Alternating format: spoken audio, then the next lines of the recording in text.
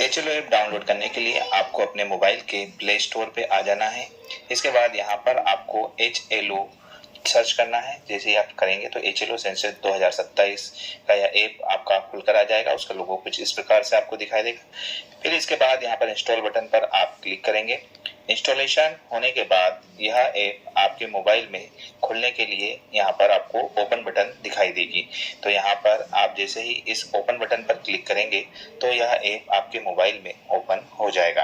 अब यदि आपके चार्ज ऑफिसर द्वारा आपको पोर्टल पर रजिस्टर्ड कर दिया गया है तो एक यूजर आईडी और पासवर्ड आपके रजिस्टर्ड मोबाइल नंबर पर आपको प्राप्त होंगे।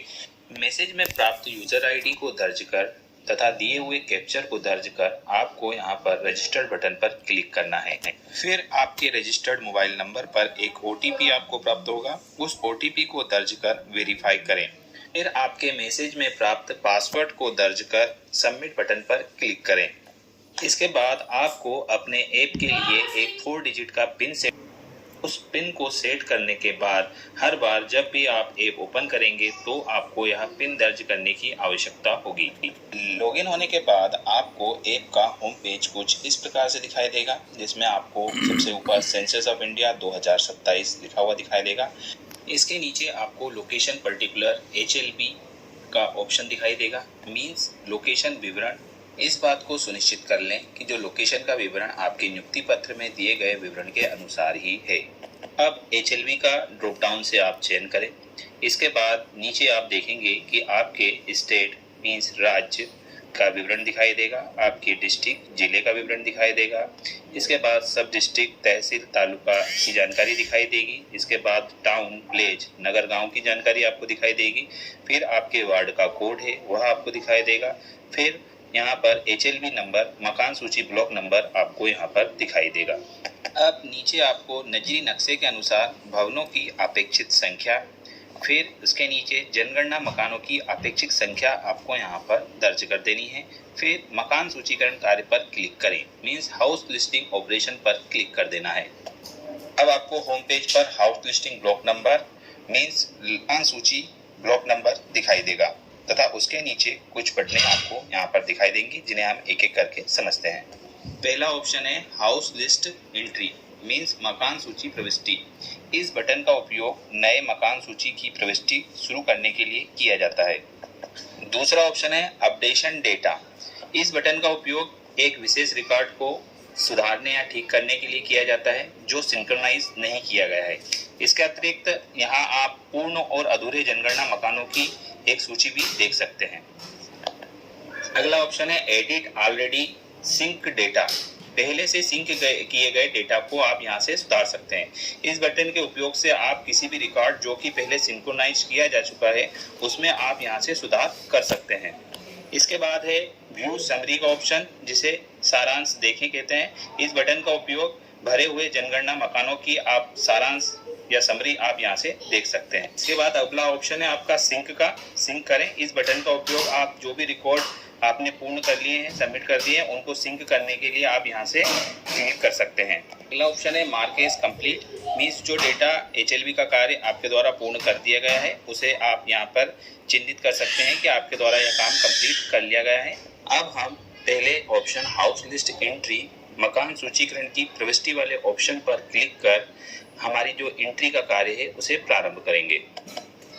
अब यहाँ पर सबसे पहले नंबर का जो ऑप्शन है लाइन नंबर वह आपको यहाँ पर दिया रहेगा, जैसे लाइन नंबर 010 है। अब जो एंट्री करेंगे आप इस लाइन नंबर के अंदर आपकी एंट्री की जाएगी। तो इसमें जो पहला ऑप्शन है बिल्डिंग नंबर, तो अब यह बिल्डिंग नंबर आपको कहाँ से प्राप्त होगा, तो जो नगर पालिका है या नगर निकाय है उनके द्वारा प्रत्येक मकान के ऊपर बिल्डिंग नंबर दर्ज किए जा चुके हैं। तो अब जब आप यहाँ पर जाएंगे तो वहाँ पर ऑलरेडी आपको वह नंबर दीवार पर लिखा हुआ मिलेगा। तो वही बिल्डिंग नंबर भवन नंबर आपको वहाँ से लेना है। जो बिल्डिंग नंबर रहेगा उसमें एंट्री करने के लिए आप यहाँ पर अल्फा न्यूमेरिक इस्तेमाल कर सकते हैं, मीन्स अल्फ़ाबेट और नंबर का इस्तेमाल आपके द्वारा किया जा सकता है। तो यहाँ पर 4 अंकों के अल्फा न्यूमेरिक नंबर आप यूज़ कर सकते हैं, जैसे A101 T10, या आप सिंपल नंबर भी यहाँ पर इंटर कर सकते हैं। तो यहाँ पर अल्फा न्यूमेरिक नंबर या सिंपल नंबर आप यहाँ पर जो दर्ज है आपके जनगणना भवन पर, उसे आप यहाँ से दर्ज कर सकते हैं। तो आप पहली लाइन नंबर के अंदर बिल्डिंग नंबर दर्ज करेंगे तो यह जो रिपीट वाला ऑप्शन है आपका डिसेबल रहेगा, लेकिन जब आप पहली संख्या यहाँ पर दर्ज कर देंगे तो ये रिपीट वाला ऑप्शन यहाँ पर ओपन हो जाएगा। और आप यहाँ पर जो ड्रॉप डाउन है उसमें से भी आप पहले जो भवन नंबर या बिल्डिंग नंबर यूज़ किए जा चुके हैं उनको आप यहाँ से सिलेक्ट कर सकते हैं। तो यहाँ पर मैं अभी एक बिल्डिंग नंबर टी यहाँ पर सिलेक्ट कर लेता हूँ, जिसके अंदर सेंसस हाउस नंबर की एंट्री पहले की जा चुकी है। तो उसी टी नंबर के बिल्डिंग ब्लॉक में एक और भी मेरे सेंसस हाउस हैं, तो उनकी एंट्री मुझे करनी रहेगी। तो यहाँ पर मुझे अगर जो सेंसस हाउस है वह नया है तो मुझे यहाँ पर न्यू वाले ऑप्शन पर क्लिक करना है। तो एक ऑटो जनरेटेड नंबर मेरा यहाँ पर जनरेट होके आ जाएगा, जैसे यहाँ पर 007 यहाँ पर जनरेट होके आ गया है। मैन्युअली आप सेंसस हाउस नंबर यहाँ पर नहीं लिख पाएंगे। कहने का तात्पर्य यह है कि जब भी आप एक बिल्डिंग के अंदर अगर वहाँ पर एक से अधिक सेंसस हाउस है, मकान है, मीन्स फॉर एग्जांपल एक बिल्डिंग है जिसके अंदर 10 फ्लैट्स हैं, तो उनके लिए आप यहाँ पर individual census house number generate करेंगे, क्योंकि हर फ्लैट का मालिकाना हक इंडिविजुअल व्यक्ति के पास रहेगा। तो आप जितने भी सेंसस हाउस की एंट्री करेंगे तो वहाँ पर आपको यहाँ पर न्यू ऑप्शन का इस्तेमाल करना है, जिससे कि इंडिविजुअल फ्लैट के लिए एक न्यू सेंसस नंबर, मकान नंबर आपका जनरेट होगा। अब रिपीट ऑप्शन का इस्तेमाल हम कहाँ करेंगे, तो जैसे कि 2 फ्लैट्स हैं और 2 फ्लैट्स में एक ही परिवार रह रहा है, उनका एक ही परिवार का मालिकाना हक है और दोनों परिवार सम्मिलित हैं, तो आपको वहाँ पर उन दोनों फ्लैट्स के लिए 007 नंबर का ही इस्तेमाल करना है। तो वहाँ पर आप रिपीट का यूज़ कर सकते हैं। अब हम यहाँ पर जो नेक्स्ट बटन है इसके ऊपर क्लिक करें, तो हमें 4th नंबर का क्वेश्चन दिखाई देगा। आप यहाँ पर देखेंगे ऊपर जो लाइन नंबर है आपका 010 है और जो CH नंबर है, मकान नंबर है आपका 007 है, तो उसकी एंट्री यहाँ पर चल रही है। तो अब यह आपको हर पेज पर दिखाई देगा। तो अब हम 4थे नंबर का जो क्वेश्चन है, predominate material of the floor, जनगणना मकान के फर्श में प्रयुक्त प्रमुख सामग्री क्या है, जैसे मड माने मिट्टी, दूसरा है वुड या बॉम्बू, इसका मतलब है लकड़ी या बांस, तीसरा है हमारा बर्न्ड ब्रिक मतलब ईंट, स्टोन मतलब पत्थर, सीमेंट, मोजेक, फ्लोर टाइल्स या एनी अदर ऑप्शन। तो यहाँ पर जो भी आपके मकान जिसकी जनगणना करने गए हैं उसमें जो प्रयुक्त सामग्री आपको दिखाई दे रही है तो उसको आपको यहाँ पर दर्ज करना है। तो मैं यहाँ पर फ्लोर टाइल्स वाले ऑप्शन का चयन कर लेता हूँ। तो अब हम अगले क्वेश्चन पर आ जाएंगे, प्रीडोमिनेट मटेरियल ऑफ वॉल, जनगणना मकान की दीवार में प्रयुक्त प्रमुख सामग्री क्या है। तो यहाँ पर मैं बर्न ईंट का चयन कर लेता हूँ। इसके बाद अगले क्वेश्चन पर हम आ जाएंगे, प्रीडोमिनेट मटेरियल ऑफ रूफ, तो मैं यहाँ पर कंक्रीट का यूज़ कर लेता हूँ। तो ये सब जो क्वेश्चन है उनको आपको अपनी जनगणना मकान की स्थिति के अनुसार आपको यहाँ पर फिडअप करना है। तो अगला क्वेश्चन है हमारा, assertion use of census house mean जनगणना मकान के उपयोग का पता लगाएं। यहाँ पर जो पहला ऑप्शन है रेसिडेंशियल मीन्स आवासीय, मतलब आप यहाँ पर परिवार रहता है। दूसरा नंबर का ऑप्शन है रेसिडेंशियल कम अदर यूज मीन्स आपका जो आवास है सह अन्य उपयोग, मतलब आप व्यक्ति रहता भी है और इसके साथ व्यवसायिक रूप में भी यूज किया जा रहा है। तीसरा नंबर का ऑप्शन है शॉप या ऑफिस मीन्स इसके अंदर दुकान या कार्यालय है, मतलब इसमें जो कमर्शियल एक्टिविटी की जा रही है। चौथा नंबर का जो है ऑप्शन आपका स्कूल या कॉलेज के रूप में उपयोग किया जा रहा है। पांचवा नंबर है किसी होटल, लॉज, गेस्ट हाउस के रूप में यूज किया जा रहा है। या छठवें नंबर का है अस्पताल या डिस्पेंसरी के रूप में यूज किया जा रहा है। सातवां है किसी फैक्ट्री या वर्कशॉप या वर्क रोड के रूप में यूज किया जा रहा है, वर्क सेट के रूप में। आठवां नंबर है पूजा स्थल के रूप में यूज किया जा रही जगह है, जैसे मंदिर वगैरह। इसके अलावा 9वें नंबर पे है अन्य गैर आवासीय उपयोग के लिए, वेकेंट है, खाली पड़ा हुआ है। तो यहाँ पर आप जिस भी सेंसस हाउस में जाएं तो आप अपनी वस्तु स्थिति के अनुसार आप उसका चयन करें, क्योंकि जो भी ऑप्शन आप यहाँ पर चयन करेंगे उसके अनुसार ही आगे के जो क्वेश्चंस रहेंगे वो पूछे जाएंगे। तो इस वाले क्वेश्चन का आंसर आपको सही सही भरना है। तो अब यहाँ पर मैं अभी इसको रेसिडेंशियल मीन्स आवासीय मानकर इसको मैं यहाँ पर चयन करता हूँ कि आवासीय, क्योंकि मैक्सिमम केस में हमें जो आवासीय मकान ही मिलेंगे, क्योंकि हम आबादी क्षेत्र में जाएंगे। तो हम यहाँ पर अभी एग्जाम्पल के तौर पर रेसिडेंशियल का चयन यहाँ पर कर लेते हैं। रेसिडेंशियल का चयन करने के बाद अब अगला जो ऑप्शन हमको मिलेगा, condition of the census house means मकान की स्थिति क्या है। ऑप्शन गुड मतलब अच्छी स्थिति में है। दूसरा ऑप्शन है लिवेबल मतलब रहने योग्य। तीसरा ऑप्शन है डिलापिडेटेड डिटोरिएटेड मीन्स जीर्ण शीर्ण अवस्था में है, मतलब टूटा फूटा है या मरम्मत कराने की स्थिति में है या क्षतिग्रस्त स्थिति में है। मैं यहाँ पर गुड का चयन कर लूंगा, अच्छी स्थिति, और नेक्स्ट बटन पर क्लिक कर दूंगा। इसके बाद मेरा हाउस होल्ड नंबर यहाँ पर आ जाएगा 9वें नंबर पर।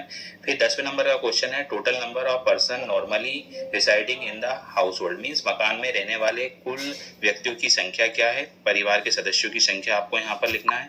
इसके बाद 11 नंबर का जो क्वेश्चन है name of the head of the house hold, तो मकान के जो मुखिया है उनका नाम क्या है वह आपको यहाँ पर दर्ज करना है। उसके बाद नेक्स्ट बटन पर क्लिक कर देना है। अब यदि परिवार के मुखिया के द्वारा सेल्फ इन्यूमरेशन फॉर्म भरा गया है तो सेल्फ इन्यूमरेशन आईडी अगर वो आपको प्रोवाइड करते हैं तो उस आईडी को आप यहाँ पर दर्ज कर सबमिट करेंगे तो आगे की जानकारी आपकी ऑटोमेटिक इस आईडी के माध्यम से फिल हो जाएगी। तो अभी की स्थिति में हम मानते हैं कि जो परिवार के मुखिया उन्हें सेल्फ इन्यूमरेशन फॉर्म नहीं भरा है जनगणना का, तो अभी हम यहाँ पर स्किप बटन पर क्लिक करेंगे। अब परिवार के जो मुखिया है उनका लिंग क्या है उसको हमें यहाँ पर दर्ज करना है, मेल है, फीमेल है, ट्रांसजेंडर है, उसका हमको चयन कर लेना है। इसके बाद उनकी जो जाति है वो किस में आते हैं, इफ SC ST और अदर, तो यहाँ पर आपका ऑप्शन रहेगा कि अनुसूचित जाति, अनुसूचित जनजाति या इन दोनों में से अगर किसी में नहीं आते तो आपको अदर का चयन करना यहाँ पर रहेगा। अब यहाँ पर हम नेक्स्ट बटन पर क्लिक करेंगे तो अगला क्वेश्चन आएगा ownership status of this house means इस मकान की स्वामित्व की स्थिति क्या है, ओन है, अपना है, या रेंट पर but has own house elsewhere means किराए का परंतु अन्यत्र अपना मकान है। तीसरा है rented and doesn't own any house, किराए का एवं अपना कोई मकान नहीं है। एनी अदर ऑप्शन तो मतलब अन्य कोई, तो आपको यहाँ पर जो भी ऑप्शन आपके हिसाब से यहाँ पर लग रहा है उसे आपको यहाँ पर सिलेक्ट करना है। तो मैं यहाँ पर rented but has own house elsewhere का चयन करूंगा। फिर नंबर ऑफ ड्वेलिंग रूम्स, रहने के लिए उपलब्ध कमरों की संख्या कितनी है। यहाँ पर आपको रसोई घर, स्नानागार, शौचालय और जो बरामदा है उनकी गिनती नहीं करना है। इसमें आपको रहने योग्य कमरे जैसे डाइनिंग रूम है, बेडरूम है, ड्राइंग हॉल है, इनकी गिनती आप यहाँ पर करेंगे। इसके बाद अगला क्वेश्चन है number of married couple living in this house hold means इस परिवार में रहने वाले वैवाहिक दंपतियों की संख्या कितनी है। तो जितने भी वैवाहिक जोड़े यहाँ पर रह रहे हैं उनकी संख्या आपको दर्ज करनी है। इसके बाद नेक्स्ट बटन पर हम क्लिक करेंगे तो अगला जो क्वेश्चन आएगा main source of drinking water, तो पेयजल का मुख्य स्रोत क्या है। यहाँ पर नल से आते हैं, कुएं से, हैंडपंप से, ट्यूबवेल से, झरना से, या नदी, नहर या टैंक, तालाब या सीलबंद पैकेट आप यहाँ पर बोतल का पानी यूज करते हैं। तो जैसा भी आपके यहाँ मकान में अवेलेबिलिटी हो उसका चयन करेंगे। तो मैं यहाँ पर टैप वाटर मीन्स नल का चयन यहाँ पर कर लेता हूँ। उसके बाद यहाँ पर नेक्स्ट बटन पर मैं क्लिक कर दूंगा। इसके बाद अगला क्वेश्चन है हमारा availability of drinking water source means पेयजल स्रोत की उपलब्धता कहाँ है, परिसर के अंदर ही है या परिसर के निकट है या दूर है। तो मैं अभी यहाँ पर परिसर के अंदर पहला option with in the premises का यूज करूंगा। इसके बाद अगला क्वेश्चन है मेन सोर्स ऑफ लाइट, परिवार में प्रकाश का मुख्य स्रोत क्या है, बिजली है, मिट्टी का तेल है, सोलर एनर्जी है या अन्य तेल है या अन्य है या प्रकाश रहित है। तो यहाँ पर हम इलेक्ट्रिसिटी वाला जो ऑप्शन है उसका हम यहाँ पर चयन करेंगे।